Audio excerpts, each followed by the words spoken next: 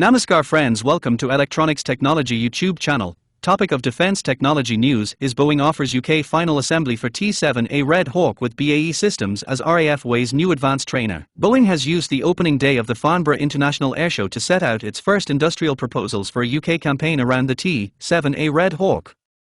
The US company is positioning the advanced jet trainer for a Royal Air Force requirement to replace their Hawk T1 and Hawk T2 fleets. The central element of Boeing's approach is a proposed local final assembly line for aircraft ordered by the RAF.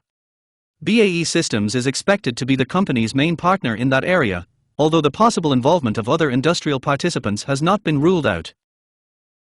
BAE Systems would also play a role in adapting the aircraft to British requirements.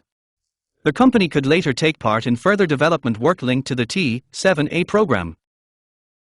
The UK Ministry of Defence has not published a detailed procurement figure for the future trainer requirement. Based on RAF needs, the contest could involve an order of up to 50 aircraft. That potential volume is important for Boeing's industrial case. A fleet of that size could make a local final assembly line economically viable, linking the aircraft offer to British manufacturing and sustainment interests. The RAF's need for a new advanced jet trainer is described in public documents as urgent. The replacement aircraft would take over from their Hawk T1 and Hawk T2, which currently support UK fast jet training. Boeing faces expected competition from other manufacturers interested in the British market. KAI and Leonardo have also signaled interest in offering aircraft for the same requirement. The T7A Red Hawk program is nearing the start of serial deliveries for aircraft ordered by the US Department of War for the US Air Force. Saab is among Boeing's industrial partners on the program and supplies fuselage sections for the aircraft.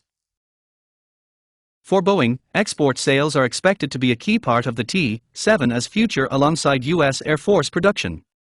The UK campaign now places the aircraft in a contest where training needs, industrial workshare and long-term development roles are likely to shape the decision. Please subscribe, like, share and press bell icon for getting notifications of Electronics Technology YouTube channel, and for searching my YouTube channel please write at @Electronics Technology 50.